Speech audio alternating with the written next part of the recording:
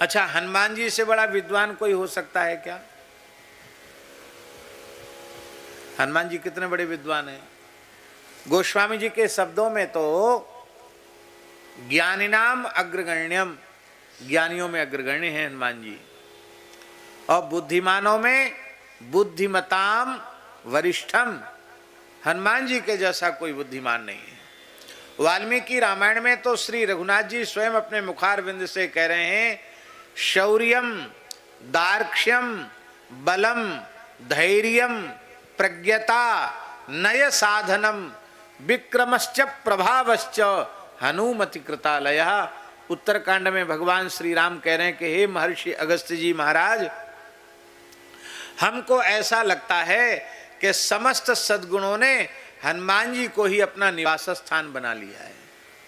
हनुमान जी के जैसा शौर्य किसी में नहीं दिखाई पड़ता। शर्मा जी, बहुत से लोग शूरवीर तो होते हैं, शौर्य तो उनमें होता है, पर दक्षता नहीं होती है। अब इतिहास की उन घटनाओं के स्मरण की आवश्यकता नहीं है। इतिहास का अनुशीलन करने वाले ऐसी तमाम चीजों को ध्यान में रखते हैं। हमारे जो पूर्वज थे उनमें शौर्य कम नहीं था, पर जिनमें शौर्य है आवश्यक नहीं उनमें दक्षता हो, कुशलता हो। दक्षता के अभाव में उनका शौर्य किसी काम में नहीं आया। पृथ्वीराज चौहान में कम शौर्य था क्या?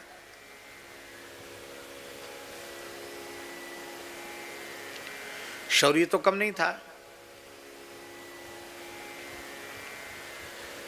पर जितना शौर्य था वैसी ही दक्षता का आश्रय यदि उन्होंने लिया होता तो मुगल भारत की पवित्र धरती पर अपने पैर जमाने में समर्थ नहीं हो सकते थे। हर बार परास्त करके उसको छोड़ देते थे। अरे भाई, ऐसे आक्रांता को छोड़ने की क्या आवश्यकता थी? 17 बार देखो हमने छोड़ दिया। अरे भाई, रिपुरुज गनीय न छोट, शत्रु को रोग को कभी छोटा नहीं समझना चाहिए। हनुमान जी ने ऐसा नहीं किया।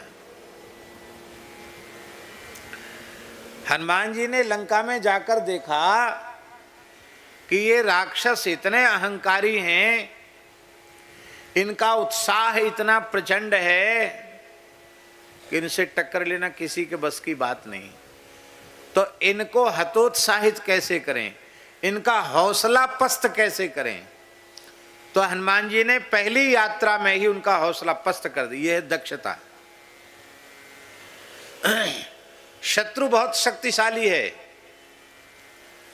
उसके पास अपार जनबल, धनबल, शारीरिक शक्ति का बल है, सिद्धियों का बल है, अनेक प्रकार के बलों से संपन्न है शत्रु। किंतु नीति यह कहती है कि पहले वार में ही तुम भले ही कमजोर हो, पर ऐसा वार करो, ऐसा प्रहार करो कि तुम्हारे एक ही प्रहार में शत्रु का हौसला पस्त हो जाए, फिर उत्साहित नहीं होगा। छत्रपति शिवाजी जो सफल हो पाए उसके मूल में कारण ये था, शौर्य तो उनमें खूब था, पर शौर्य के साथ दक्षता भी थी। ऐसा नहीं था कि हम मर जाएंगे पर युद्ध में पीठ नहीं दिखाएंगे। अरे भाई, पीठ दिखाने की क्या बात है? जहां जरूरत पड़े वहां भाग लो, जहां जरूरत पड़े वहां खड़े हो जाओ। इस कुशलता के कारण छत्रपति शिवाजी सफल हुए। हम कोई कोबड़ छोट का हतपराधु बड़ा छोटा नहीं बता रहे हैं, पर शौर्य के साथ दक्षता जरूरी है। हनुमान जी ने पहली यात्रा में 5 सेनापतियों का वध किया। कितना? 5 सेनापति फौज लेकर के आए, रावण की अजय फौज, समाप्त कर दिया। 7 मंत्री पुत्रों को समाप्त किया। और अक्षय कुमार को समाप्त किया। अक्षय कुमार को क्यों समाप्त किया? अक्षय कुमार का अपराध बहुत ज्यादा नहीं था, पर हनुमान जी ने अक्षय कुमार को समाप्त कर दिया। चाहते तो छोड़ सकते थे उसको। और वाल्मीकि में तो यहाँ तक संकेत है कि अक्षय कुमार के वध के बाद हनुमान जी को थोड़ा पश्चाताप भी हुआ। और आश्चर्य की बात है, माने इतना प्रचंड पराक्रमी है अक्षय कुमार कि हनुमान जी के साथ जो उसका युद्ध हुआ है, आकाश में सिद्ध ऋषि मुनि वो विस्मित हो रहे हैं उसके पराक्रम को देख करके। हनुमान जी भी कहते भाई विलक्षण पराक्रमी है, पर क्या करें, आज इसको मारना ही पड़ेगा। क्यों मारना पड़ेगा? इसको कहते दक्षता। क्यों मारना पड़ेगा? आप लोग ध्यान दें,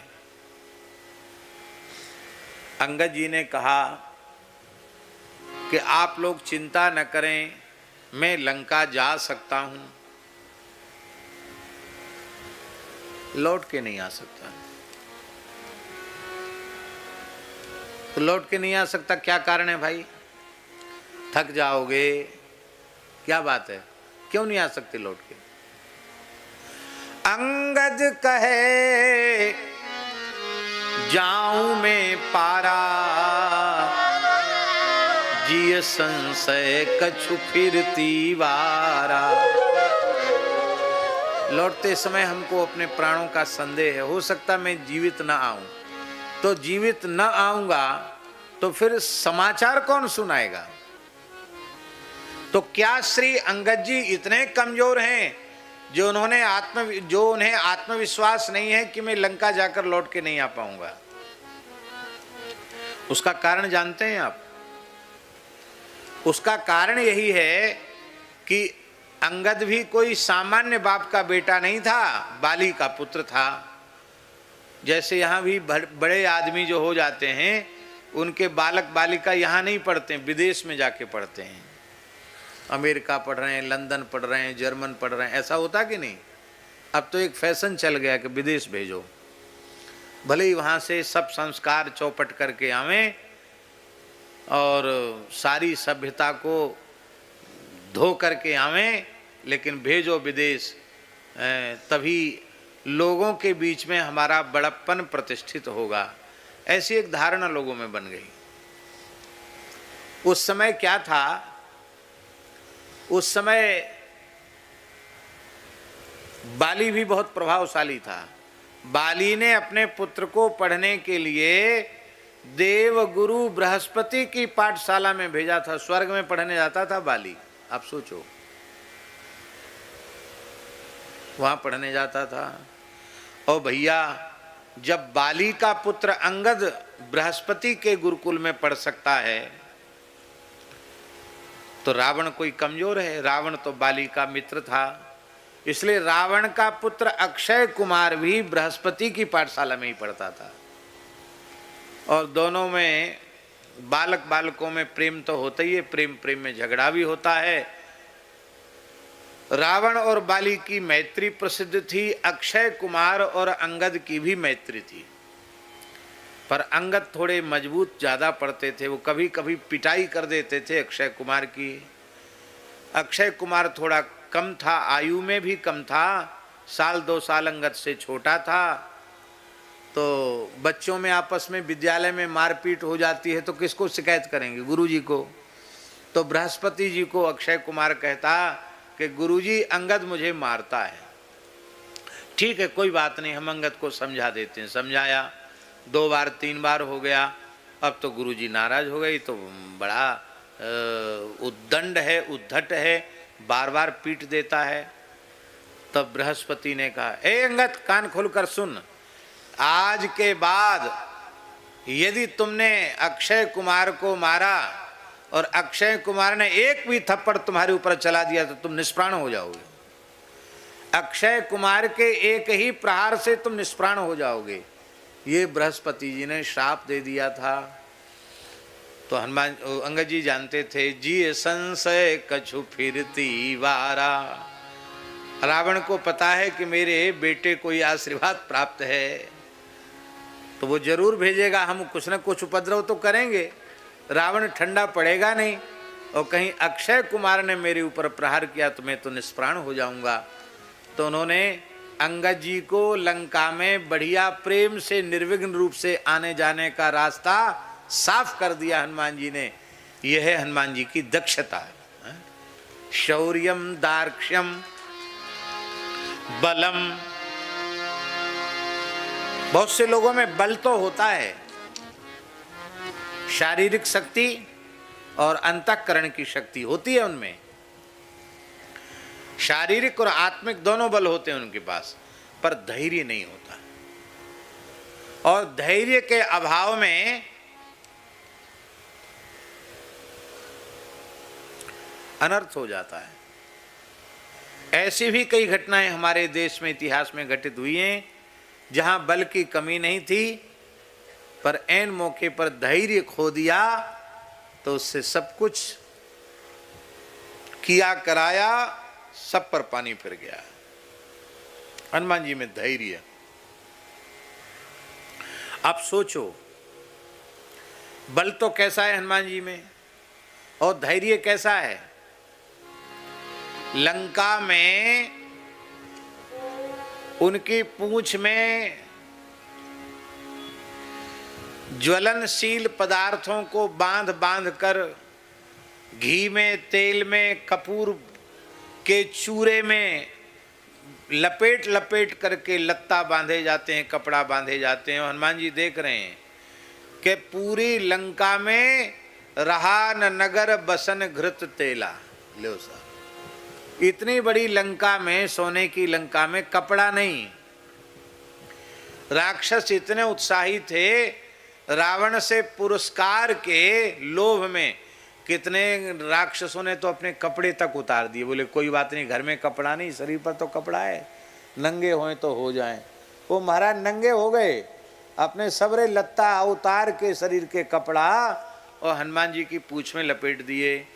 हनुमान जी ने भी सबका सकल सूरत सबकी याद रख ली कि सबसे पहला प्रसाद भी इन्हीं को दिया जाएगा जिन्होंने अपने शरीर के कपड़ों तक का दान हमारी पूंछ के लिए कर दिया। और हनुमान जी ने जब आग लगाई तो वैसा ही किया, उनको ही पहले पहले जलाया हनुमान जी ने। तो कितना बड़े धैर्य का काम, जहाँ हनुमान जी का कोई भी एक पक्षपाती नहीं है और पूरी लंका का तेल, घी और कपड़ा उनकी पूंछ में लगाया जा रहा है, वो आग लगाई गई, हनुमान जी फिर भी मुस्कुरा रहे हैं। ये है धैर्य। शौर्यम दार्क्ष्यम बलम धैर्यम प्रज्ञता, बुद्धिमत्ता हनुमान जी की। प्रज्ञता क्या है? बड़ी प्यारी बात। अशोक वाटिका में हनुमान जी पहुंच तो गए, जानकी जी का दर्शन भी कर लिया, लेकिन अब विचार कर रहे हैं कि क्या करूं, सीधे सामने पहुंच जाऊं क्या? और मैं सीधे सामने पहुंचूंगा तो मुझे देखकर कहीं जानकी जी चिल्ला पड़ी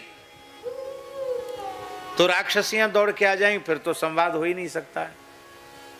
क्या करूं? तरु पल्लव मह रहा लुकाई, करूं विचार है करूं का भाई, क्या करूं? यह है प्रज्ञता। हनुमान जी इतने बड़े विद्वान हैं, बहुत ध्यान से सुने। हनुमान जी इतने बड़े विद्वान हैं कि जब हनुमान जी से प्रथम मिलन हुआ राम लक्ष्मण का, भगवान श्री राम का लक्ष्मण जी का, तब भगवान श्री राम वाल्मीकि रामायण में कह रहे हैं, भगवान श्री राम कह रहे हैं, लक्ष्मण नूनम व्याकरणम कृत्सनम अनेन बहुधा श्रुतम बहुव्याहरता नेन न किंचिद अपशब्दितम। इसने सभी शास्त्रों को तो पढ़ा है, इस ब्रह्मचारी ने व्याकरण शास्त्र को तो सांगो पांग न जाने कितनी बार पढ़ा होगा। इतनी देर से बातचीत करने के बाद भी एक भी मात्रा का, एक भी अक्षर का उच्चारण की कोई गड़बड़ी नहीं हुई। इतना साहित्यिक प्रवचन है इस बटुक ब्रह्मचारी का। बोले ऋग्वेद कंठस्थ हो उसकी ऐसी वाणी नहीं हो सकती, ना यजुर्वेद धारणा, यजुर्वेद कंठस्थ हो उसकी भी ऐसी वाणी नहीं।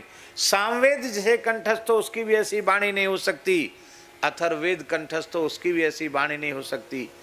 ये तो विलक्षण है। इसके बोलने का तरीका कितना अद्भुत है। रस, छंद, काव्य और अलंकार की दृष्टि से इसकी वाणी कितनी अद्भुत है। हम लोग सावधानी से बोलते हैं, फिर भी कोई इधर का उधर कोई न कोई मात्रा में गड़बड़ी या क्रियापद में गड़बड़ी हो जाती है, फिर सोचते क्या कहें। हनुमान जी सीधे बोलते चले जा रहे हैं।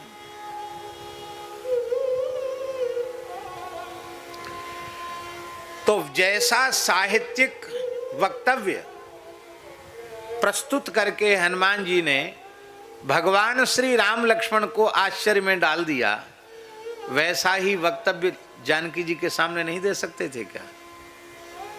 लेकिन यह है हनुमान जी की बुद्धिमत्ता। हनुमान जी विचार कर रहे हैं,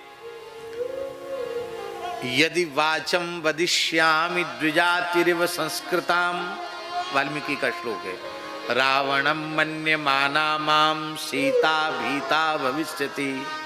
यदि संस्कृत के विद्वान पंडितों के समान मैंने साहित्यिक परिष्कृत संस्कृत में कुछ प्रवचन किया तो वैदेही को संदेह हो जाएगा कि ये प्रकांड पंडित रावण की भाषा है, ये रामदूत की भाषा नहीं हो सकती। सीता मुझे रावण मानकर भयभीत हो जाएगी, मेरे ऊपर विश्वास नहीं करेगी, तो मुझे किस भाषा में बातचीत करना चाहिए। तो वाल्मीकि के टीकाकार भूषण टीकाकार कह रहे हैं कि अवध क्षेत्र की जो अवधी भाषा है उस भाषा में हनुमान जी महाराज जानकी जी को रामचरित्र सुना रहे हैं। ये तो अयोध्या का ही लगता है, ये तो राम जी के गांव घर का है, ये तो मेरे प्रभु का निश्चित सेवक होगा। और श्री जानकी जी को विश्वास जनाया है। ये है प्रज्ञता।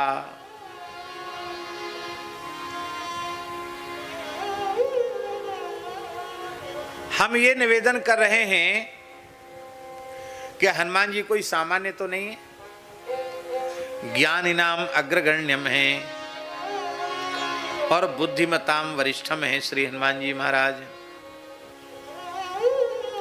और इतने बड़े हनुमान जी महाराज अपना परिचय क्या दे रहे हैं? क्या दे रहे हैं परिचय? दासोहम कौशलेन्द्रस्य रामस्या क्लिष्ट कर्मणा हनुमान शत्रु सैन्यानां निहंता मारुतात्मजः। मैं कौशलेंद्र भगवान श्री राम का दास हूं। ये बात हमने इतनी लंबी इसलिए कही कि हनुमान जी के जैसा कोई ज्ञानी नहीं, हनुमान जी के जैसा कोई बुद्धिमान नहीं, पर वे अपना परिचय क्या देते हैं कि मैं राम जी का दास हूं। वस्तुतः जीव का वास्तविक परिचय है कि वह भगवान का नित्य दास है और भगवान उसके नित्य स्वामी है। इसलिए दास्य भाव को ही जीव के कल्याण का साधन कहा गया। इसी को गोस्वामी तुलसीदास जी ने अपने शब्दों में कहा, सेवक सेव्य भाव विन